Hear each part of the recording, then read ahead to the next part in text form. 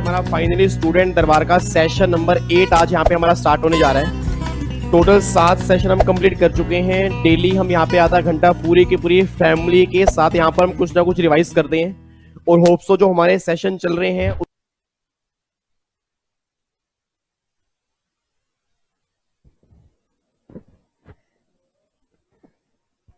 Hello hello hello hello hello hello hello hello good afternoon भाई, good afternoon, good evening, good morning. की हाल चाल? चलो, इस सभी का हाल चाल बड़े ही होना चाहिए। तो फाइनली बहुत टाइम के बाद एक बार मैं फिर अपनी पूरी की पूरी फैमिली के सामने यहाँ पे आ चुका हूँ। अब बच्चा कह रहा है सर बहुत टाइम के बाद कैसे? आप तो डेली शाम को आते हो ना। नालायको, जो मैंने लास्ट 2 सेशन चलाए थे वो जीएसटी एग्जामिशन वाले, वो मेरे रेगुलर बैच के थे।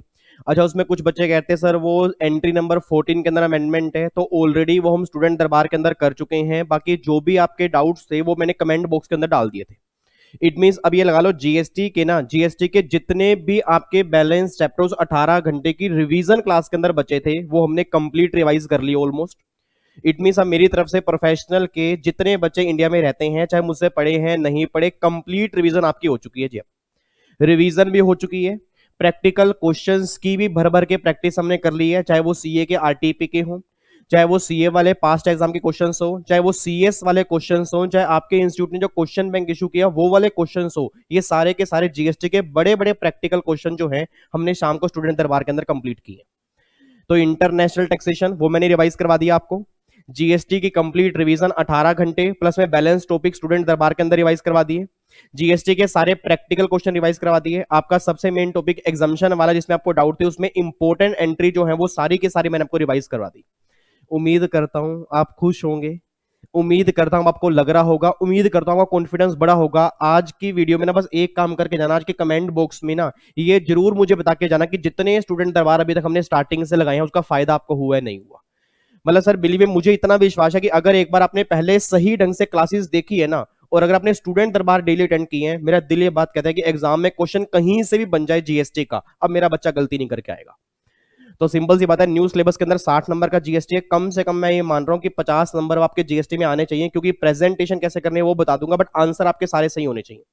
ठीक है जी। और जो ओल्ड सिलेबस वाले बच्चे हैं उनके एग्जाम में 40 नंबर तक का जीएसटी है, तो कम से कम 35 नंबर 30 नंबर उनके भी जीएसटी में आने बनते हैं, बात ध्यान देना। ठीक है जी। अब सर आज से जो हम जर्नी स्टार्ट करने जा रहे हैं, कई बच्चों को लग रहा था कि आज ना सर छुट्टी ले लेंगे, और कई बच्चों ने तो मैसेज कर दिया सर आज ना ऐसा करो आप 1-2 दिन छुट्टी ले लो। नलायको, आप छुट्टी ले सकते हो, मैं नहीं ले सकता। अगर मैंने आपसे कमिटमेंट कर दी है कि स्टूडेंट दरबार चलेंगे तो मतलब चलेंगे, मेरा कोई छुट्टी का विचार नहीं है नालायक। और आपने भी छुट्टी नहीं लेनी, कम से कम डेली 1 घंटा निकाल लो, इसको देख लो, आपके एग्जाम में बहुत काम आएगा, ये बात ध्यान देना। ठीक है जी। अब आज से हम जर्नी स्टार्ट करने जा रहे हैं इनकम टैक्स के जितने प्रैक्टिकल क्वेश्चन आज तक आपके एग्जाम के अंदर बने हैं, जो सीए के अंदर बने हैं, जितने इंपॉर्टेंट क्वेश्चन होंगे ना इनकम टैक्स में, कई सारे बच्चों को दिक्कत आती है, तो वो सारी प्रॉब्लम मैं सोल्व कर दूंगा। इनकम टैक्स के बाद फिर हम करेंगे कस्टम। ठीक है जी। तो मतलब आपके एग्जाम तक इनकम टैक्स के क्वेश्चन भी करवा दूंगा, कस्टम के भी करवा दूंगा। जीएसटी हमारा हो चुका है। उम्मीद करता हूं जिस दिन आप एग्जाम देने जाओगे ना, चाहे वो दिसंबर में देने जाओ चाहे वो अगस्त में देने जाओ, जब पेपर आपके सामने आएगा, आप पहला पेपर देखते ही मुझे जरूर याद करोगे कि यार विवेक सर ने स्टूडेंट दरबार के अंदर कमाल कर दिया था। ठीक है जी। और जिन जिन बच्चों ने क्लासेस परचेज की हैं, चाहे वो ऑफर के अंदर परचेज की हैं, चाहे वो नॉर्मल परचेज की हैं, उनकी क्लासेस कंप्लीट हो जाएंगी या हो चुकी होंगी, उनको भी जरूर देखने हैं। स्टूडेंट दरबार सबके लिए, मेरे खुद के बच्चों के लिए भी है, और ऑल ओवर इंडिया जितने सीएस प्रोफेशनल के बच्चे हैं उन सबके लिए। ठीक है जी। इधर देखो ध्यान से, तो आज हमारे स्टूडेंट दरबार का सेशन नंबर 74 है जी, ये सब आप जानते हो। तो आज हमारा पहला पार्ट होगा इनकम टैक्स के प्रैक्टिकल क्वेश्चन। अब बच्चा कह रहा है कहां से कराओगे? आज जो हम यहाँ पे पेपर करेंगे ना, आपके दिसंबर 19 का जो न्यू सिलेबस वाला पेपर था, जिसमें बच्चों ने कहा था सर इनकम टैक्स हमें समझ में ही नहीं आया कहां से आया। मतलब दिसंबर 19 का जब मैं देखता हूं ना, एग्जीक्यूटिव वाला बच्चा हो चाहे प्रोफेशनल वाला बच्चा हो, मुझे समझ नहीं आता। बच्चा कहता सर पेपर पता ही नहीं कहां से आया था। तो टेंशन मतलब आज से पेपर स्टार्ट करना है ना। अब जब मेरे पूरे 30 नंबर के इनकम टैक्स के सारे क्वेश्चन कंप्लीट हो जाएंगे, उसके बाद मुझको बोलना कि भैया ये पेपर बाहर से था या पेपर क्लास में ही डिस्कस किया था बट एग्जाम में ध्यान नहीं आता। और ओल्ड सिलेबस वाले बच्चे टेंशन मत ले, न्यू सिलेबस के पेपर के बाद उनका पेपर ही आएगा, तो ओल्ड और न्यू मैं दोनों लेके चलूंगा। सारे प्रैक्टिकल क्वेश्चन इनकम टैक्स के हम यहाँ पे डिस्कस करेंगे, तो आपकी टेंशन बिल्कुल खत्म कर दूंगा। जितने पास्ट एग्जाम वाले क्वेश्चन है वो भी कराऊंगा, और जितने सीए के अंदर इंपॉर्टेंट क्वेश्चन बन चुके हैं वो भी मैं यहाँ पे कराऊंगा। लाइक बच्चा कह रहे हैं लाइक दबा के देंगे सर, टेंशन मतलब जितने बच्चे बैठे हैं सर हम लाइक करके जाते हैं। I love you so much. इधर देखो ध्यान से नालायकों, लो जी इधर देखना ध्यान से, अब यहां पे आपका पार्ट नंबर 2 है, यहां से हम पेपर स्टार्ट करने जा रहे हैं पार्ट नंबर 2। अच्छा आप सब जानते हो जो न्यू सिलेबस वाले बच्चे हैं, ओल्ड सिलेबस वाले बच्चे हैं, आपके एग्जाम में 30 नंबर का इनकम टैक्स है, बट कहने को वो 30 नंबर का है, आता कितने नंबर का है, 45 नंबर का है। एक क्वेश्चन ऑप्शन में जाता है, पहला क्वेश्चन मैंडेटरी है, दूसरा में ऑप्शन है कि भैया ये करो या वो करो, हम सारे क्वेश्चन करेंगे। इट मीन हमें 45 नंबर के इनकम टैक्स की प्रैक्टिस आज करनी है। उम्मीद करूंगा 45 नंबर हो जाएंगे, क्योंकि कुछ क्वेश्चन थ्योरेटिकल हैं उसको समझा दूंगा, पर आप खुद सकते हो, जो प्रैक्टिकल है उसको मैं यहाँ पे सोल्व करवा दूंगा। ठीक है जी, चल सकते हैं, क्लास स्टार्ट कर सकते हैं, पक्का पक्का, यस सर। इधर देखो ध्यान से, सबसे पहला क्वेश्चन नंबर 5 अगर आप यहां पे देखो, अब ये सारा का सारा क्वेश्चन जो है ना, आप खुद देखो, ये पांचों पार्ट जो हैं ये हर क्वेश्चन 3 नंबर का है, और ये 15 नंबर के 5 पार्ट बने, और ये सारे के सारे प्रोविजन बेस है, मतलब सिंगल क्वेश्चन भी प्रैक्टिकल नहीं है, बट फिर भी आपको मैं समझा दूंगा, इसकी रीडिंग आप खुद कर लेना, इसके आंसर इसके साथ में दिए हुए। सबसे पहला क्वेश्चन लिखा हुआ है, discuss in brief some distinguished features of general anti avoidance rule and specific anti avoidance rule. Oh my God, question किसका आ गया, गार और सार का। याद करो क्लास, और याद करो स्टूडेंट दरबार का, जिसके अंदर मैंने गार की रिवीजन कराई थी आपको, मैंने उस टाइम भी कहा था कि सबसे इंपॉर्टेंट क्वेश्चन है गार और सार में क्या डिफरेंस है। पहले तो मुझे इतना बताओ, सार का मतलब क्या होता है कि भैया जो भी लोग अवॉइडेंस करते हैं, उस अवॉइडेंस को रोकने के लिए जितने स्पेसिफिक प्रोविजन बन चुके हैं उसको हम सार बोलते हैं। याद करो ट्रांसफर प्राइसिंग का चैप्टर एक सार है, पीजीपी के अंदर सेक्शन 48(2) एक सार है, डीटीडब्ल्यू के प्रोविजन एक सार के प्रोविजन है। इट मींस इनकम टैक्स में जहां जहां लोग अवॉइडेंस करते हैं, उस अवॉइडेंस को रोकने के लिए जो प्रोविजन बनते हैं या बन चुके हैं उसको हम सार बोलते हैं। बट मैंने कहा था सर सारी अवॉइडेंस हम रोक नहीं सकते, लीजन मिंग लो बनाने वाले 30 लोग हैं, लो को तोड़ने वाले 130 करोड़ लोग हैं। अब सोच के बोलो, जब भी कोई क्लाइंट मेरे पास आता है ना, बस वो एक ही बात बोलता है, सर, मैंने कहा हाँ सर मेरा टैक्स बचा दो, सर मैं इनकम टैक्स कम कैसे करूं, प्लीज मेरी अवॉइडेंस करवा दो। अब सोच के बोला, उस अवॉइडेंस को रोकने के लिए लॉ में कोई रूल भी नहीं बना हुआ। अब अगर उस अवॉइडेंस को रोकने के लिए लॉ में कोई रूल नहीं है, और अगर अवॉइडेंस ऐसे ही होती रहे, तो कितनी बड़ी प्रॉब्लम गवर्नमेंट के लिए। तो गवर्नमेंट ने क्या किया, उसको रिजोल्व करने के लिए क्या बनाए थे, गार बनाए थे। बट मैंने कहा था गार हर केस में एप्लीकेबल नहीं होगा, कुछ कंडीशन चेक करनी पड़ेंगी, एक लिमिट होगी, उसके बाद गार के प्रोविजन लगेंगे, नहीं तो गार के प्रोविजन नहीं लगेंगे। ये सारी बातें आप पढ़ चुके हो स्टूडेंट दरबार के अंदर भी और क्लास के अंदर भी। अब मुझे फटाफट से बोल दो, गार और सार में क्या डिफरेंस है। क्लास के अंदर भी आपने किया था, स्टूडेंट दरबार के अंदर भी किया था, अब ये डिफरेंस आप लिख दोगे। तो पहला मैंने समझा दिया, पहली बात तो गार के बारे में लिखना है, सार के बारे में लिखना है। 3-3 पॉइंट अगर दोनों के भी लिख दोगे तो भी आपको 3 नंबर पूरे मिल जाएंगे। इसमें 3 में से 3 ही मिलेंगे, 2 भी नहीं मिलेंगे। रीजनिंग पॉइंट्स के अंदर लिख के आओगे, नंबर पूरे मिलेंगे। और इसका आंसर अगर आप यहां पे देखोगे, देखो ये गार के बारे में इन्होंने लिख के बताया, देखो वो ये 3 पॉइंट लिखे हैं, और यहाँ पे सार के बारे में 3 पॉइंट लिख दिए, तो भैया पूरे के पूरे 3 नंबर आपको यहाँ पे मिल जाएंगे। ठीक है, ये गार और सार का डिफरेंस ये आप खुद रीड कर सकते हो, इसके ऊपर मैं टाइम इसलिए नहीं लगा रहा, प्रोविजन बेस है, आप खुद भी पढ़ सकते हो। अगला हो जी, under what circumstances can unilateral relief be granted to avoid double taxation under section 91 of income tax act 1961। Section 91 आपने आप बोल दो, कितना आसान क्वेश्चन आ गया जी। याद करो डबल टैक्सेशन अवॉइडेंस एग्रीमेंट वाला जो हमने चैप्टर किया था, उसके अंदर मैंने कहा तो दो सेक्शन होंगे, एक तो सेक्शन 90 होता है और एक 91 होता है। अब इंडिया में ध्यान सुना, इंडिया के आज अप्रोक्सीमेट 90 कंट्री के साथ एग्रीमेंट है, और कुछ कंट्री ऐसी हैं जिनसे हमारे एग्रीमेंट ही नहीं है। अब जिनसे हमारे एग्रीमेंट है, उस केस में बेनिफिट कैसे मिलेगा, सेक्शन 90, वो सारा काम सेक्शन 90 का होता है। अब जिन कंट्री से हमारे एग्रीमेंट ही नहीं है, वहां बेनिफिट कैसे मिलेगा, याद करो मैंने कहा था सेक्शन नंबर 91 आएगा। अब सेक्शन 91 याद करो, उसके कुछ स्टेप मैंने क्लास में आपको लिखवाए थे। सेक्शन 91 के स्टेप होते हैं, सबसे पहले डबली टैक्स इनकम कौन सी है, उस डबली टैक्स इनकम पर बाहर कितना पे किया, इंडिया में कितना पे किया, दोनों में से जहां भी कम पे किया इंडिया के टैक्स में से माइनस करके बैलेंस पे कर दो। ये सारी की सारी बातें सेक्शन नंबर 91 की है। तो उसने बोला किस सर्कमस्टांस में 91 लगता है, तो भैया जिस केस में हमारा एग्रीमेंट एग्जिस्ट नहीं करता और डबल टैक्स लग रहा है, उस सर्कमस्टांस में 91 लगेगा। और 91 काम कैसे करेगा, उसके स्टेप्स जो मैंने क्लास में लिखवाए थे वो आपको यहां पे रख के आने हैं। तो बताओ 3 नंबर का क्वेश्चन, इसके अंदर भी 3 में से 3 मिलेंगे। पेपर मुश्किल है, पेपर मुश्किल इसलिए है क्योंकि बच्चा पता क्या करता है, अपना मेजर टाइम लगाता है जीएसटी में, इनकम टैक्स बस एक बार पढ़ता है, टाइम वहां लगाता नहीं, पेपर तो मुश्किल बनेगा ही बनेगा। और कई न्यू सिलेबस के नालायक बच्चे ऐसे हैं जो 5 हेड जिनके क्लियर नहीं होते, 5 हेड का बेस क्लियर नहीं है, बट फिर भी 5 हेड पढ़ते नहीं है। हमारे सिलेबस में तो है नहीं, हम क्यों पढ़े, आपको दिखाऊंगा अगले आने वाले क्वेश्चन जो है वो कैपिटल गेन और पीजीपी से लिंक होके आए हैं। अब जिसके 5 हेड ही क्लियर, तभी मैं आपको 5 हेड के लेक्चर देता हूं। और कई बच्चे वो देखते ही नहीं है, क्यों सर हम टाइम वेस्ट क्यों करें, आपको दिखाऊंगा अगले आने वाले जो भी क्वेश्चन है वो 5 हेड से लिंक होके आए हुए हैं। अगला क्वेश्चन देखो जी, discuss in brief a new benefit derive from the safe harbour rule relating to the transfer pricing regulation. याद करो जी, ट्रांसफर प्राइसिंग के चैप्टर में एक हमने सेक्शन नंबर 92 सी बी, अगर आपको ध्यान आ रहा हो, सेक्शन नंबर 92 सी बी है सेफ हार्बर रूल का। सेफ हार्बर रूल का मतलब क्या होता है? हार्बर का मतलब क्या होता है? किनारा। हार्बर का मतलब क्या होता है? समुद्र का किनारा। उसके अंदर मैंने कहा था इसमें क्या करते हैं हम, किनारे पर बिठा देते हैं। किनारे पर बिठाने का मतलब क्या है? जिस वैल्यू पर आपने ट्रांजैक्शन की होगी ना, उसी वैल्यू को हम तुम्हारी फेयर मार्केट वैल्यू मान लेते हैं, हम एएलपी निकालते ही नहीं है। वैसे एएलपी निकालने के सेक्शन नंबर 92 सी में अगर आपको ध्यान आ रहा हो 6 मेथड है। याद आ रहा है? CUP method, resale price method, cost plus method, profit split method, ये 6 मेथड है। अब उन 6 मेथड से एएलपी निकलती है, बट गवर्नमेंट कहते हैं कि अगर तुम्हारा केस सेफ हार्बर रूल के अंदर आ गया तो जो तुमने प्राइस बोला वही तुम्हारी एएलपी है, हम तुम्हारी एएलपी निकालेंगे ही नहीं। तो इतना बताओ, अगर मैं सेफ हार्बर रूल के अंदर चला गया तो बेनिफिट क्या मिलेंगे? मेरी एएलपी नहीं निकलेगी, लिटिगेशन बिल्कुल कम से कम हो जाएगी, ट्रांसपेरेंसी हो जाएगी, ये मुझे बेनिफिट मिलेंगे। तो देखो उसने मुझसे पूछा ही क्या है कि सेफ हार्बर रूल के ना बेनिफिट बता दो। देखो ये बेनिफिट क्या आ गया? कंप्लाइंस सिंप्लिसिटी, बिल्कुल कंप्लाइंस सिंप्लिसिटी, क्योंकि मुझे 6 मेथड फॉलो नहीं करने। उसके बाद रिड्यूस लिटिगेशन और एडमिनिस्ट्रेशन सिंप्लिसिटी। बताओ, देखो 3 पॉइंट है और 3 नंबर का क्वेश्चन आ गया है। तो भैया पहला क्वेश्चन तो इतना गिरा हुआ बना था ना प्रोफेशनल का, इनकम टैक्स का, और बच्चे कहते हैं मुश्किल है, समझ ही नहीं आया कहां से आया। और आप खुद बताओ, समझ नहीं आया था या एग्जाम में दिक्कत आती है? सिर्फ एग्जाम में दिक्कत आती है। और रीजन बिंग क्योंकि ना आप घर से पढ़ के जाते हो, और जो पढ़ के जाते हो पिछले वाला बंदा भुलवा देता है आपको। ठीक है जी। तो ये 3 क्वेश्चन अभी तक हम कर चुके हैं। चौथा क्वेश्चन देखो, ये हमारा पोयम का है। आपको मैंने पहले भी कहा था पोयम ध्यान से कर लेना जी। पोयम की गाइडलाइंस जो नहीं आई है फॉरेन कंपनी वाली, जिसकी टर्नओवर 50 करोड़ तक होगी तो भैया हमेशा एनआर होगी। टर्नओवर 50 करोड़ से ऊपर है उसके फिर पोयम की गाइडलाइंस लगती हैं। पोयम की गाइडलाइंस में कई सारी कंडीशंस होती हैं, बोर्ड ऑफ डायरेक्टर वाली होती हैं, बोर्ड मीटिंग होती हैं, ये सारी की सारी बातें देखो उसके बेस में। तो देखो उसने क्या बोला, XYZ ए फॉरेन कंपनी, उसका हेड ऑफिस यूएसए में है, बोर्ड ऑफ डायरेक्टर मीटिंग होती है यूएसए में, but board of director delegate major power to a committee in Kolkata. अब याद करो मैंने कहा था कि अगर बोर्ड ऑफ डायरेक्टर ने पावर डेलीगेट कर दी है तो जहां पावर डेलीगेट की होगी वो क्या बन जाएगा? प्लेस ऑफ इफेक्टिव मैनेजमेंट बन जाएगा। अब बीओडी चाहे यूएसए के हैं, मीटिंग वहां पे हो रही है, बट पावर कहां पे डेलीगेट कर दी है? कोलकाता में।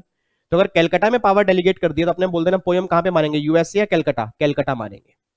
तो देखो वही पोयम की पहले गाइडलाइंस लिख के आनी है और उस गाइडलाइंस के बेस पे हमें ये वाला आंसर दे के आना है। ठीक है, अब देखो उसने बोला कि भैया क्या क्या फैक्टर डिसाइड करते हैं पोयम में, तो ये सारी बातें गाइडलाइंस के अंदर मैंने आपको लिखवाई हुई है पोयम की। वही क्वेश्चन देखो 3 नंबर के अंदर आ गया। ठीक है, और इसका आंसर यहाँ पे लिखा हुआ है जी, ये पोयम की इन्होंने गाइडलाइंस वही लिखी हुई है। अगला क्वेश्चन देख लो जी, discuss the factor to be consider by assessing officer while selecting the appropriate transfer pricing method. Oh my God, इतना मुश्किल क्वेश्चन सर कैसे कर पाएंगे?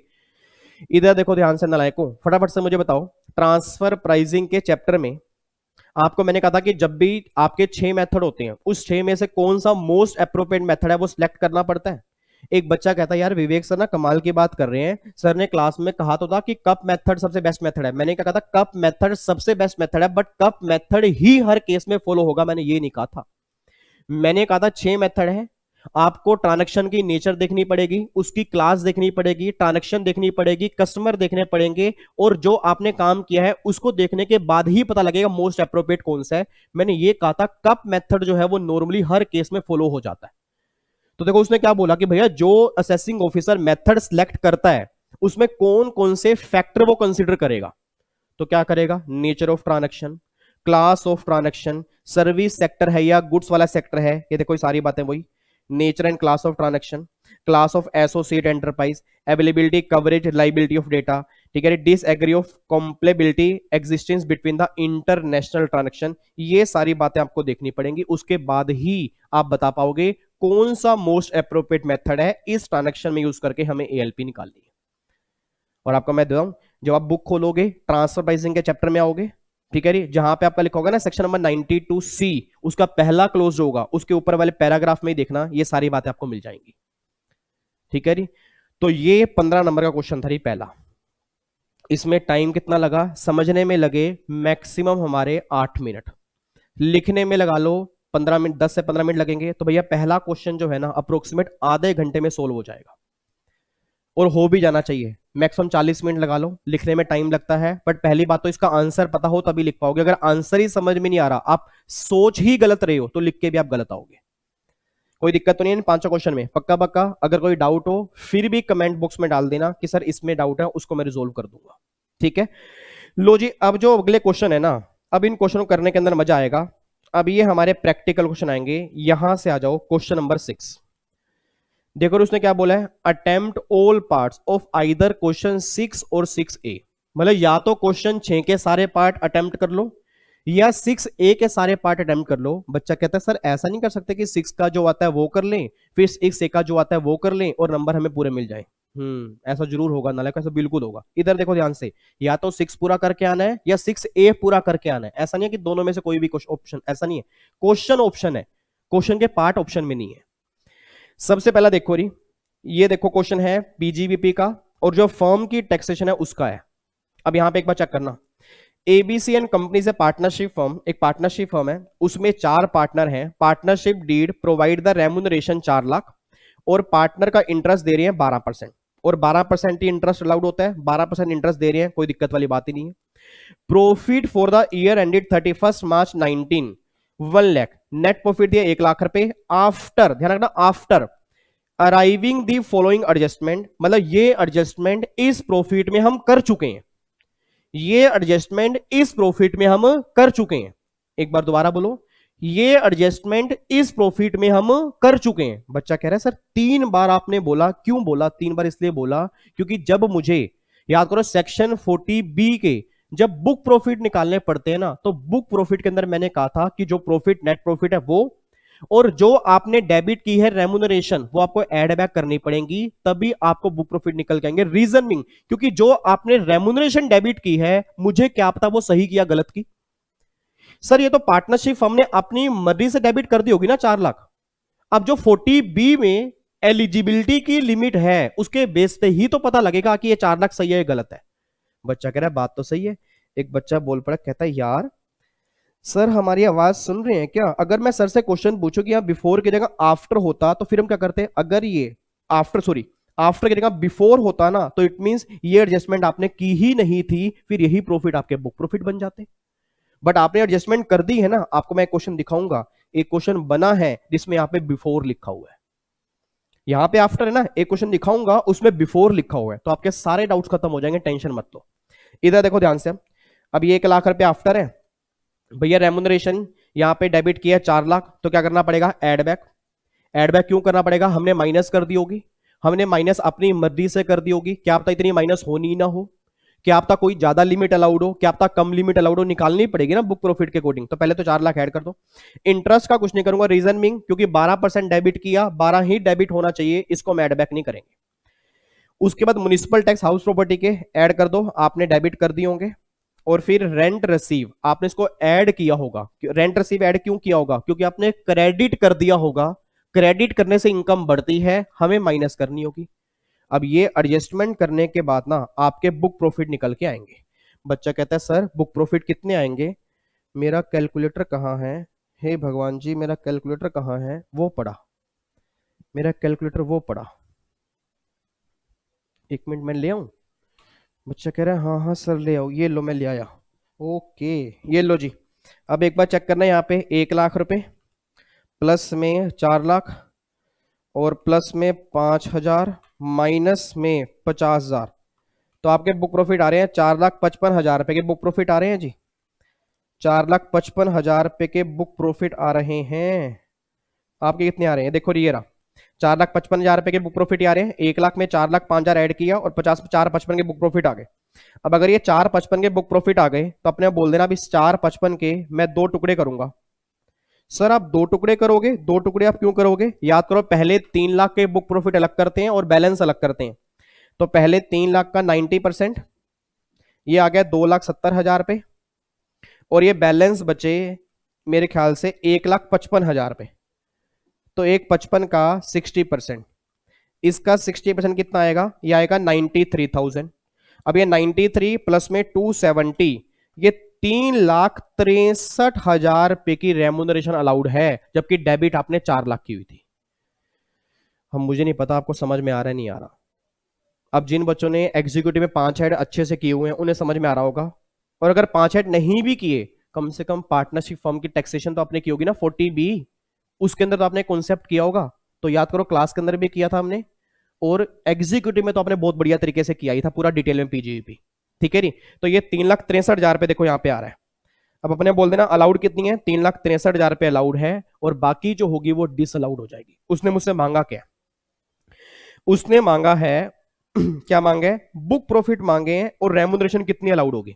भैया बुक प्रॉफिट तो कितने आ रहे थे मेरे, 3,63,000 आ रहे थे, और रेमुनरेशन कितनी अलाउड होगी मेरे ख्याल से, नहीं बुक प्रॉफिट मेरे कितने आ रहे थे, बुक प्रॉफिट आ रहे थे 1,00,000 प्लस में 4,00,000 प्लस में 5,000 माइनस में 50,000, बुक प्रॉफिट आ रहे थे 4,55,000।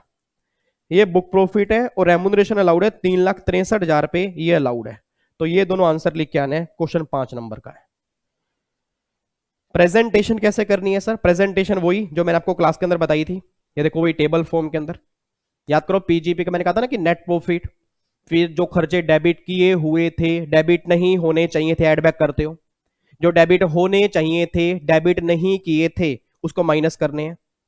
ठीक है जी। फिर इनकम जो क्रेडिट की हुई थी, क्रेडिट नहीं होनी चाहिए थी, माइनस करोगे, और जो क्रेडिट होनी चाहिए थी बट क्रेडिट नहीं हुई थी, उसको फिर क्या करेंगे, एड बैक। तो याद करो, अगर आपने पीजीपी का लेक्चर देखा है, ओल्ड वालों ने तो देखा होगा, न्यू वाले बच्चे तो पता है उनको जितना मर्जी विवेक सर बोले, बड़े बड़े आए बड़े बड़े चले गए, वो किस खेत की मूली है। तो अगर उन्होंने पीजीपी देखा होगा तो ये सारी बातें आपने समझी होंगी। अदरवाइज पार्टनरशिप फर्म के अंदर मैंने आपको बताया था 40B पूरा देखो उस बेस पे किया हुआ है। ठीक है जी। तो ये आपको आंसर दे के आना है, क्वेश्चन 5 नंबर का है। और अभी भी टाइम है, अब तो एग्जाम अगस्त में हो गए हैं, होंगे नहीं होंगे वो भी नहीं पता, दिसंबर में अगर देने हैं तो अभी भी टाइम है। 5 हेड के लेक्चर देख लो, स्पीड फास्ट करके ही देख लो, आपके भले की ही बात करता हूं। दोस्तों की बातों के अंदर बताया करो, दोस्तों चाहते हैं कि आपको समझ में कुछ भी ना आए, तो कम से कम मेरी बात ही मान लो, उसमें नुकसान कुछ भी नहीं है, नॉलेज ही बढ़ेगी और क्वेश्चन जल्दी सोल्व होंगे। अदरवाइज प्रोफेशनल के अंदर 5 हेड के लेक्चर मिलते नहीं है, क्योंकि बच्चा कहता है हमारे सिलेबस में तो है ही नहीं। मैंने फिर भी आपको दिए, रीजन बिंग कम से कम अगर एक्स्ट्रा टाइम है पढ़ लो, तो एक्स्ट्रा टाइम है आपके पास, अगर स्पीड फास्ट करके भी पढ़ लोगे तो अच्छी बात हो जाएगी आपके लिए। ठीक है जी। अगला क्वेश्चन देखो जी, अगला क्वेश्चन है, ये भी थ्योरी बेस है। Define tax treaty, discuss the principal objective of Indian tax treaty. याद करो DTAA, double taxation avoidance agreement के मैंने 3 नाम आपको बताए थे। एक तो मैंने कहा था DTAA, एक मैंने कहा था ADTA, और एक मैंने कहा था टैक्स ट्रीटी, अगर आपको ध्यान आ रहा हो। और मैंने कहा था इंडिया के जो 90 कंट्री साथ एग्रीमेंट है, वो एग्रीमेंट एंटर क्यों करते हैं, उसके ऑब्जेक्टिव है, याद आ रहे हैं कुछ, for granting relief, for avoidance of double tax, for exchange of information, for recovery of income tax, ये 4 ऑब्जेक्टिव होते हैं। देखो वही क्वेश्चन आ गया, और बच्चा उस टाइम क्लास के अंदर बोलता था क्वेश्चन कैसे बनेगा, ये आपके सामने ही है, ऑब्जेक्टिव बता दो DTAA के। 5 नंबर में क्वेश्चन आया हुआ है, 5 नंबर के अंदर क्वेश्चन, सेक्शन 90 का पहला पहला क्लोज, और ये देख लो, ये इसका आंसर, फॉर ग्रांटिंग रिलीफ, ठीक है जी, for avoidance of double taxation, for exchange of information, for recovery of income tax. आप खुद देख लो, 4.5 नंबर के अंदर आए हैं। पेपर मुश्किल बना है जी बहुत ज्यादा, ये उन्हीं के लिए मुश्किल बना है जो सोचते हैं कि इसमें से क्वेश्चन क्या बनेगा, और गिरा हुआ क्वेश्चन बना है। सबसे पहला पॉइंट क्वेश्चन बन गया, जो मैंने कहा था कि ऊपर क्वेश्चन भी लिखवाया था मैंने कि objective to entering double taxation avoidance agreement क्या होंगे, ये ऑब्जेक्टिव होंगे। तो ऑब्जेक्टिव आपके सामने हैं, ये 4 ऑब्जेक्टिव आपके सामने यहां पे लिखने हैं बस। ठीक है जी, लो जी। अगला क्वेश्चन हमारा स्लम सेल, कैपिटल गेन, ठीक है जी। और स्लम सेल आपके प्रोफेशनल के न्यू सिलेबस के अंदर जो हमने चैप्टर किया था लास्ट में, स्पेशल प्रोविजन वाले, इसके अंदर कैपिटल गेन बायबैक हो गया, ठीक है जी, स्लम सेल हो गया, ठीक है, और वो सेक्शन 48 की प्रोविजो हो गया, वो सारी बातें यहां पे देखो आ गई। क्वेश्चन स्लम सेल क्या है और ध्यान से पढ़ते हैं। ABC limited, ABC limited purpose to sell 1 unit XYZ which was set up in 2010 out of 10 units and it is not related to company mainline business. The total consideration of sale of XYZ unit as a going concern by way of slum sale 3,50,000। The summarized financial position of XYZ 31st March 19, date of sale ये है, paid up capital दी है, reserve दिए, revaluation reserve दिए, current liability दी है, fix asset दी है, debtor दी है, इन्वेंटरी दी है। पहले तो मुझे इतना बताओ स्लम सेल का सेक्शन कौन सा था जी, स्लम सेल का सेक्शन कौन सा था। एक बच्चा कह रहा है 50C, नालायक बच्चा, 50C कहां से आ गया, स्लम सेल का सेक्शन कौन सा था, 50B सेक्शन था, 50B slump sale. Slump sale का मतलब क्या, ये जो झुग्गी झोपड़ी है उनकी सेल, स्लम का मतलब क्या, झुग्गी चौपड़ी, पिछड़े हुए शहर जो उनसे होते हैं उनकी बेच दिया, नालायक। स्लम सेल का मतलब होता है sale for a lump sum consideration. याद करो मैंने क्लास के अंदर कहा था सबसे बड़ी स्लम सेल इंडिया में हुई थी रेमंड्स कंपनी की। रेमंड्स कंपनी ने लफार्जे कंपनी को सीमेंट का बिजनेस बेचा था, और मैंने क्लास के अंदर कहा था कि याद करो रेमंड्स कंपनी ने जब बिजनेस बेचा वो 6,000 करोड़ का बेचा था। उस टाइम 50 बी था नहीं, फिर गवर्नमेंट रिट्रोस्पेक्टिव बेस पे लेके आई थी। गवर्नमेंट ने कहा था पूरी अंडरटेकिंग ही एक कैपिटल एसेट बना देंगे, उसके बेस पे कैपिटल गेन टैक्स निकालो। फिर यहां पे क्या करेंगे, जो पूरी अंडरटेकिंग का सेल प्राइस है वो ले लो। सबसे बड़ी प्रॉब्लम कोस्ट क्या लेंगे, तो गवर्नमेंट ने कहा था नेटवर्थ इसकी कोस्ट होगी। नेटवर्थ मींस एसेट माइनस में लाइबिलिटी। एसेट की वैल्यू क्या लेनी है, डेप्रीशिएबल की डब्ल्यूडीवी और नॉर्मल की बुक वैल्यू, और उसके बाद लाइबिलिटीज आपको दी होंगी, एसेट माइनस लाइबिलिटी नेटवर्थ आ गई, सेल कंसीडरेशन में से माइनस करोगे कैपिटल गेन आ जाएगा। लॉन्ग टर्म शॉर्ट टर्म कैसे पता लगेगा, एसेट के बेस पे नहीं, जब वो अंडरटेकिंग बनी, जब वो अंडरटेकिंग सेल हुई, अगर डिफरेंस 36 मंथ से ऊपर है पूरा गेन लॉन्ग टर्म आएगा। और अगर बैलेंस शीट में कोई स्टॉक इन ट्रेड भी है वो भी कैपिटल एसेट बन जाएगा। स्लम सेल में कोई भी इंडेक्सेशन का बेनिफिट नहीं मिलता, विदाउट इंडेक्सेशन कैपिटल गेन निकलते हैं, बात ध्यान देना। ये सारी बातें याद आ रही है 50 बी में, जब आप बचपन में थे सबसे पहले हमने इनकम टैक्स किया था क्लास के अंदर, आपको थोड़ा भूल गया होगा, आपको मैं याद करवा दूं। और एक रिक्वेस्ट है, स्टूडेंट दरबार अटेंड करने से पहले अब डेली बेस पे पहले रिवीजन करके आना। बच्चा कह रहा आप करके आए हो, नालायक मेरे को तो, मैं तो कई डेली यही काम करता हूं। आप अपनी बात बताओ कि सर हम इनकम टैक्स की रिवीजन करके बैठे, आप क्वेश्चन कराओ। कई बच्चे पता क्या सोच रहे हैं, अच्छा अच्छा याद तो अपने आप याद आएगा सर क्वेश्चन करेंगे, कुछ भी नहीं आएगा, डिमोटिवेट हो जाओगे आप, बिना बात के डिमोटिवेट हो जाओगे और फिर मुझे गालियां निकालोगे। तो बेटर ये है कि पहले इनकम टैक्स रिवाइज करने के बाद फिर क्वेश्चन अटेंड करोगे ना, बहुत मजा आएगा। तो उम्मीद करता हूं स्लम सेल के जो प्रोविजन मैंने बताए होंगे आपको याद आए होंगे। अब देखो यहां पे देखो उसने कितना कंफ्यूज किया, कह रही additional information fix asset include land 5,000 रुपए की है और रिवैल्यू किया 50,000। तो पहली बात तो रिवैल्यूएशन इग्नोर करते हैं स्लम सेल के अंदर, मैंने कहा था रिवैल्यूएशन नहीं लेते, तो भैया ये तो वैल्यू मेरे किसी काम की नहीं है, बेकार है। और जो बैलेंस फिक्स एसेट है उसकी रिटर्न डाउन वैल्यू दे रखी है 10,000, तो भैया डब्ल्यूडीबी तो 10,000 ये लेंगे और 5,000 रुपए ले लेंगे लैंड की वैल्यू, बुक वैल्यू लेते हैं क्योंकि रिवैल्यूएशन इग्नोर करके चलते हैं। कोस्ट इन्फ्लेशन इंडेक्स, वाह भाई वाह, कमाल कर दिया क्वेश्चन बनाने वाले ने। कह रहा इन्फ्लेशन इंडेक्स भी ले लो, जाओ 5 नंबर गलती करके आ जाओ, और बच्चा गलती करके आएगा, रीजन बिंग क्योंकि पिछले वाला उंगली जब मारेगा ना वो बोलेगा भाई इंडेक्स रेट दिए हैं, लॉन्ग टर्म कैपिटल गेन है, इंडेक्स कर दियो।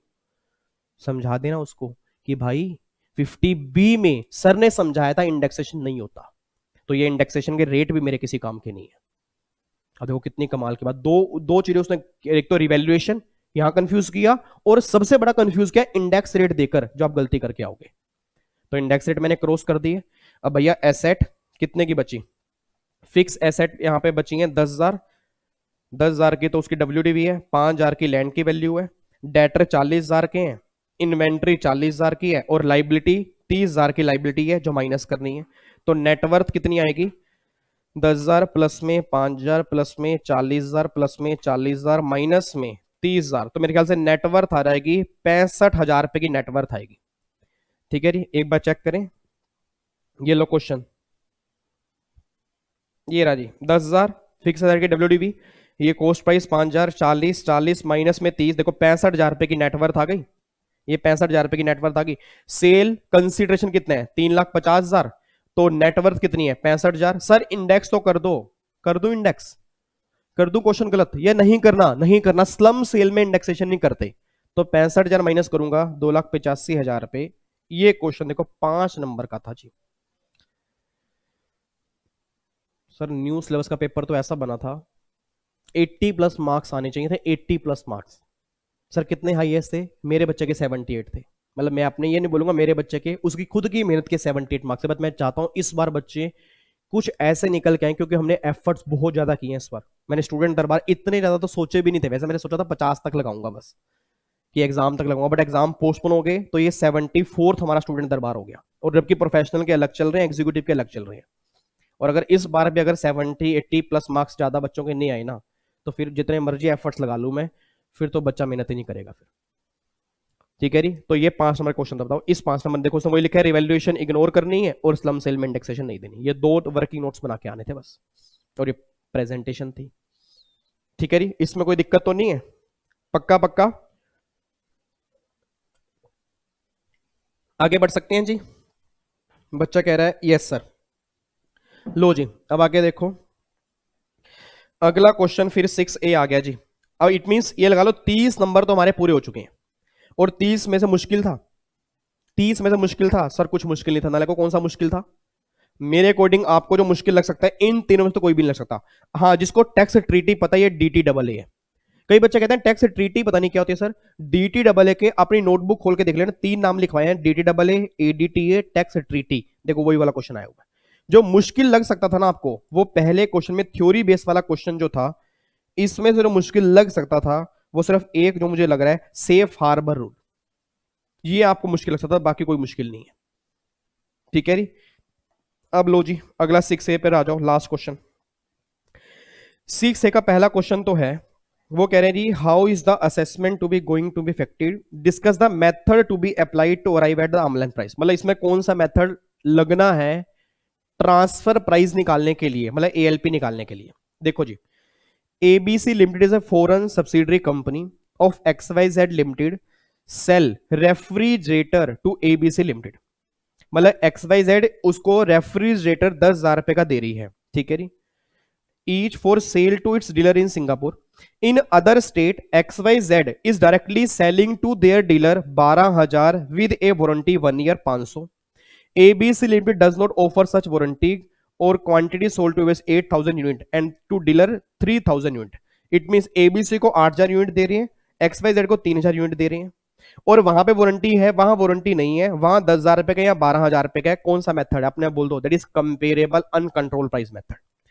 याद आ रहा है कप मेथड के अंदर क्या करते थे कि अगर इस पर्सन ने दूसरी अनरिलेटेड पार्टी को दिया उसका प्राइस बेस बनाकर, विद वारंटी विदाउट वारंटी, तो भैया विद वाले को विदाउट पे लेके आते थे और ये वारंटी माइनस करते थे, और जब वारंटी माइनस करेंगे तो जो एक्चुअल प्राइस होगा वही तो ALP निकल के आएगा, और फिर ALP के बेस पे आप एड बैक कर दोगे। तो देखो वही तो है, उसको दिया 10,000 का, रिलेटेड पार्टी को दिया 10,000 का, दूसरी पार्टी को दिया 12 का, बट यहां वारंटी है वहां वारंटी नहीं है, तो वारंटी हटानी पड़ेगी नहीं हटानी पड़ेगी? यस हटानी पड़ेगी। तो कितनी वारंटी है? 500 रुपए की वारंटी है। तो अपने बोल दो मेरे ख्याल से 11,500 रुपए आपका ALP निकल के आ जाएगा। ये देखो 11,500 रुपए। बताओ है क्या क्वेश्चन में? कप मेथड का गिरा हुआ क्वेश्चन आया हुआ है। सबसे पहला मेथड कप मेथड, याद आ रहा है? Uncontrolled price method, uncontrolled price लिया, याद करो ये तो सिर्फ एडजस्टमेंट एक दी है, हमने क्लास में डिस्काउंट वाली भी की थी, हमने क्लास में ट्रांसपोर्टेशन वाली भी की थी। 3 एडजस्टमेंट मैंने आपको बताई थी, और मैंने कहा था मुश्किल से मुश्किल क्वेश्चन भी बनेगा ना 3 एडजस्टमेंट का बनेगा। आप देख लो सिर्फ एक एडजस्टमेंट दी है वारंटी की सिर्फ, तो ये विद वारंटी वाले को विदाउट पे लेके आऊंगा। अब ये भी विदाउट वारंटी, ये भी विदाउट वारंटी, मैंने अपने दोस्त को दिया, रिलेटेड पार्टी को दिया 10,000 रुपए का, और यही सेम सामान अनरिलेटेड को दिया 11,500 का, तो 1,500 रुपए आप एड बैक कर दोगे। तो भैया 1,500 कितनी नोट दी है? 8,000, तो इतनी इनकम एड बैक करनी पड़ेगी, इतने से टैक्स बढ़ जाएगा। और किस में एड बैक करेंगे? इंडियन पार्टी की इनकम में। तो देखो यही है, कोई डिडक्शन नहीं मिलेगी इनहैंस इनकम पर, इतनी इनकम आपको एड बैक करनी पड़ेगी। तो ये क्वेश्चन आपका है 6A का पहला, जो 5 नंबर का है जी। कोई दिक्कत परेशानी? कोई दिक्कत तो नहीं है? अगला क्वेश्चन आओ जी। अगला क्वेश्चन हमारा है बुक प्रॉफिट निकालने हैं जी मैट के। आपको मैंने कहा था मैट और एमटी में से पक्का क्वेश्चन बनता है, देख लो मैट का आ गया। और कितना सिंपल सा क्वेश्चन, क्वेश्चन देखो सर, क्वेश्चन की लेंथ देखो, इतनी सी लेंथ, और जबकि इतने बड़े बड़े क्वेश्चन में आपको मैंने कहा था कि मैट के आ सकते हैं, इतनी सी लेंथ में क्वेश्चन आया। देखते हैं एक बार क्या बोलते हैं। XYZ इज रेजिडेंट कंपनी है, गारमेंट मैन्युफैक्चरिंग कलकत्ता में कर रही है, उसने प्रॉफिट एंड लॉस अकाउंट दी है, 99,000 के प्रॉफिट निकाले हैं आफ्टर दी फॉलोइंग एडजस्टमेंट, ये एडजस्टमेंट करने के बाद। इट मींस ये एडजस्टमेंट इसमें हो चुकी है। बच्चा कह रहा है आपने तो कहा था एक क्वेश्चन बिफोर वाला भी आएगा, आएगा अगले स्टूडेंट दरबार में, मैं ओल्ड सिलेबस वाला पेपर कराऊंगा ना, उसमें क्वेश्चन बना था बिफोर वाला। तो सर मैंने तो 2-2 घंटे लगा के सारे क्वेश्चन सोल्व कर लिए हैं रिवाइज आंसर के हिसाब से, ताकि मेरे बच्चों को दिक्कत ना आए, ठीक है ना? तो ये बात ध्यान रखना, मैं तो पूरी मेहनत घर में बैठ के कर रहा हूं आपके लिए, अब आप अपने लिए मेहनत कर रहे हो नहीं कर रहे हो वो मुझे नहीं पता, ठीक है जी। तो ये 99,000 है आफ्टर। अब यहां पे देखना डेप्रीसिएशन इंक्लूड रिवैल्यूएशन रिजर्व, तो याद करो मैंने कहा था डेप्रीसिएशन पहले पूरा ऐड होगा, पहले पूरा ऐड होगा, फिर माइनस करेंगे, माइनस कितना करेंगे? एक्चुअल, मतलब रिवैल्यूएशन रिजर्व हटाने के बाद। तो 4,000 ऐड करूंगा और माइनस पता है कितना करूंगा? 3,000 माइनस करूंगा, रीजन बीइंग क्योंकि 1,000 पे रिवैल्यूएशन है, तो 4,000 ऐड करूंगा, 3,000 माइनस करूंगा। इनकम टैक्स याद करो, इनकम टैक्स हो गया, डिविडेंड हो गया, ये सब कुछ ऐड बैक करते हो। देखो इनकम टैक्स ऐड कर दो, प्रोपोज डिविडेंड ऐड कर दो, लॉस सब्सिडरी कंपनी के लॉस बताओ, सब्सिडरी कंपनी के लॉस अपने P&L में दिखा दिए। और याद करो मैट के अंदर मैंने आपको बताया था कि जब धीरू भाई अंबानी ने टैक्स इवेजन करना स्टार्ट की, टैक्स अवॉइडेंस करना स्टार्ट की, तो याद करो इंडिया के फाइनेंस मिनिस्टर वीपी सिंह थे जब वो मैट लेके आए थे। इतने बड़े टैक्स प्लानर थे ना धीरू भाई अंबानी, जब वीपी सिंह मैट लेकर आए तो हर बार उन्होंने अमेंडमेंट की, धीरू भाई अंबानी ने डिफीट की। फिर चिदम्बरम साहब मैट लेके आए थे, फिर ओपन चैलेंज दिया धीरू भाई अंबानी को, फिर धीरू भाई अंबानी ने मैट फिर डिफीट किया, और फिर 20 साल के बाद कहीं जाकर पहली बार टैक्स पे किया धीरू भाई अंबानी ने। वो भी क्या पे किया, नॉर्मल टैक्स पे नहीं किया, मैट पे किया। तो मैट में जितनी एडजस्टमेंट आपको ऐड करनी होती है ना एक्सप्लेनेशन 1 के अंदर, याद करो 1 से लेके ए से लेके के तक और 1 से लेके 8 तक ऐड करनी है, माइनस करनी है, वो एग्जॉस्टिव लिस्ट है। तो जितनी भी ऐड करनी है वो सारी की सारी ऑलमोस्ट देन किसकी है, धीरू भाई अंबानी की देन है। इट मींस उन्होंने क्या किया, उन्होंने इतनी बड़ी कलाकारी की, उन्होंने इतने खर्चे डेबिट करने स्टार्ट कर दिए जो एक्चुअल में खर्चे होते नहीं थे, जो नोशनल खर्चे थे डेबिट किए, प्रॉफिट कम आए, प्रॉफिट कम आए, टैक्स कम हो गया, मैट कम हो गया। अब गवर्नमेंट ने बोला भाई धीरू भाई अंबानी तो बहुत कलाकारी आदमी है भैया, मतलब वो खर्चे डेबिट कर देते हैं और शेयर होल्डर को प्रॉब्लम नहीं होती, ये कर क्या रहे हैं।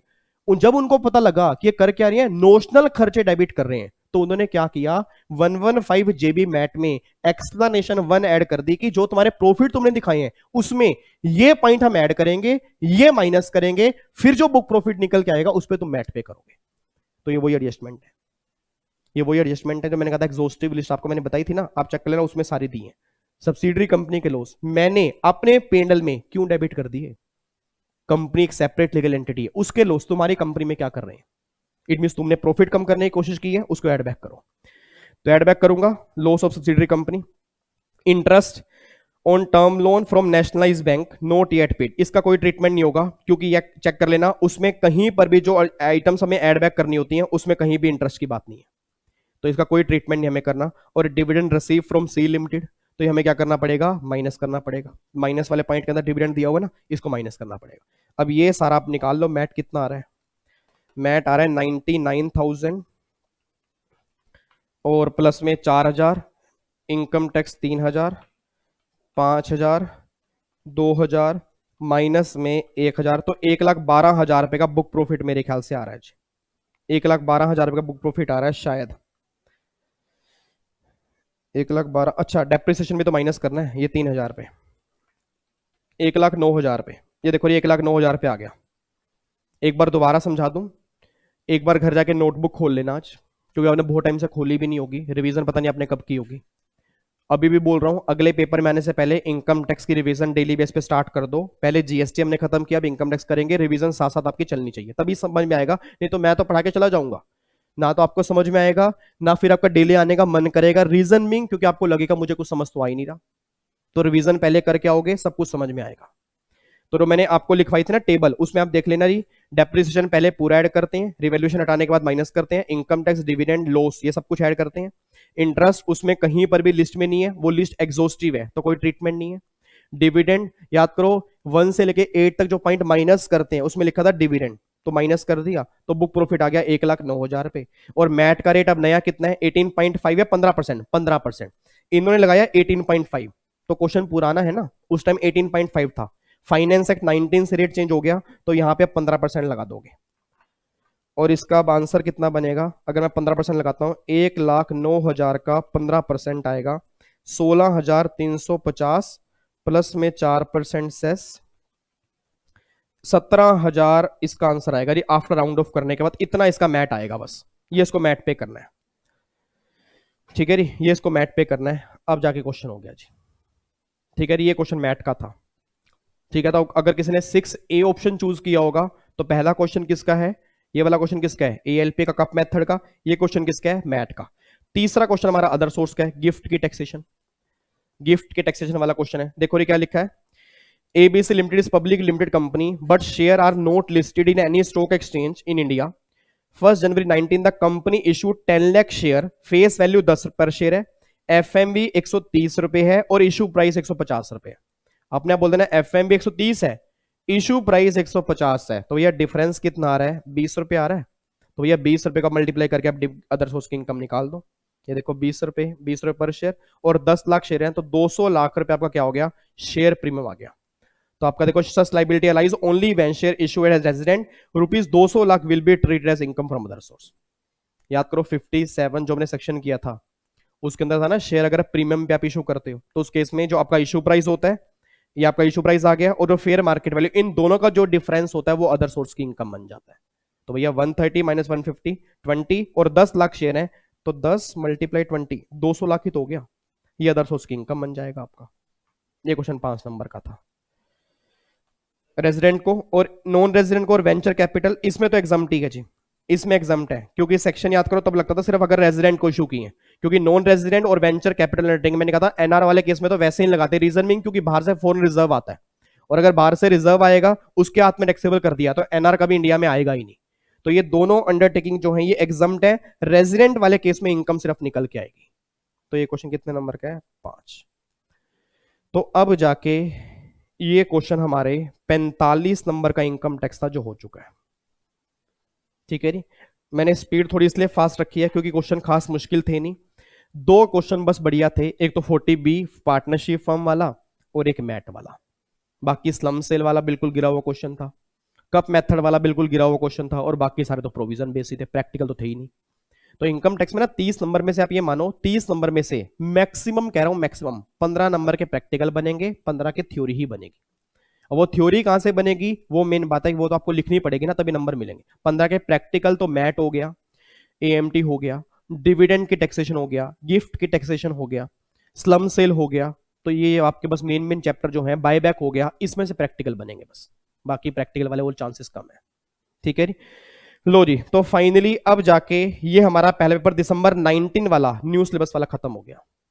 एक बार दोबारा से वीडियो सुनोगे, कोई डाउट होगा फिर दोबारा सुनोगे, फिर भी कोई डाउट होगा कमेंट बॉक्स में डाल देना, उसका मैं रिप्लाई कर दूंगा। ठीक है जी, और बाकी जो अगला सेशन फिर मेरा होगा ओल्ड सिलेबस में जो पेपर बना दिसंबर 19 में इनकम टैक्स में, वो भी हम सोल्व करेंगे। आना सब नहीं है क्योंकि इनकम टैक्स सब में सेम ही है ना, तो ये मत सोचना कि ओल्ड वाले बच्चे न्यू वाले बच्चे, सब में सेम है। जो ओल्ड वाले क्वेश्चन होंगे 5 हेड के वो भी न्यू वालों को मैं करवा दूंगा, रीजन मीन क्योंकि क्वेश्चन कहीं से भी बन सकता है न्यू के अंदर भी, क्योंकि आपने एग्जीक्यूटिव क्लियर की हुई है। और आप ये ब्लेम नहीं करोगे इंस्टीट्यूट को कि सर 5 हेड तो हमारे सिलेबस में ही नहीं, क्वेश्चन कैसे आ गया। जब ओल्ड सिलेबस में एग्जामिशन वाला क्वेश्चन जीएसटी के अंदर बन सकता है तो न्यू सिलेबस में 5 हेड में से भी क्वेश्चन बन सकता है, ये बात ध्यान देना। ठीक है जी, चलो तो फिर बाकी मुलाकात करेंगे जी नेक्स्ट सेशन में। तब तक के लिए आप इनकम टैक्स की रिवीजन स्टार्ट कर दो, क्योंकि मुझे फील नहीं होना चाहिए कि बच्चे आना बंद कर रहे हैं, फिर मुझे भी प्रॉब्लम होगी कि मैं जाऊं ना जाऊं, इससे बढ़िया फिर मैं और काम करता हूं। ठीक है जी, क्योंकि मुझे अब नए नए बैचेस जब आगे लेके आने तो उनके लिए मैं फिर और बढ़िया से काम करता हूं, अगर आप आओगे नहीं। ठीक है जी, तो मुझे बताना जरूर फायदा हो भी रहा नहीं हो रहा, वैसे तो मुझे लग रहा है फायदा जरूर होगा। और बाकी फिर मुलाकात करूंगा नेक्स्ट सेशन में जी, अगले पेपर को लेके आगे इनकम टैक्स के, सेम टाइम सेम जगह। ओके जी, bye bye, tata, thank you so much, जय हिंद, God bless you, love you, take care, खुश रहो, मुस्कुराते रहो, अपना ध्यान रखो, अपनी फैमिली का ध्यान रखो, और सफलता के रहस्य के सीरीज जरूर देखा करो। प्रोफेशनल के बच्चे हो इसका मतलब ये नहीं है सब कुछ पूरा ज्ञान आपको है, बहुत सारी बातें भी आपने सीखनी है, क्योंकि सीएस बनने के बाद बहुत लाइफ अभी आपके आगे पड़ी है और बहुत काम करने हैं आपने। ठीक है, take care, God bless you, love you so much, bye bye.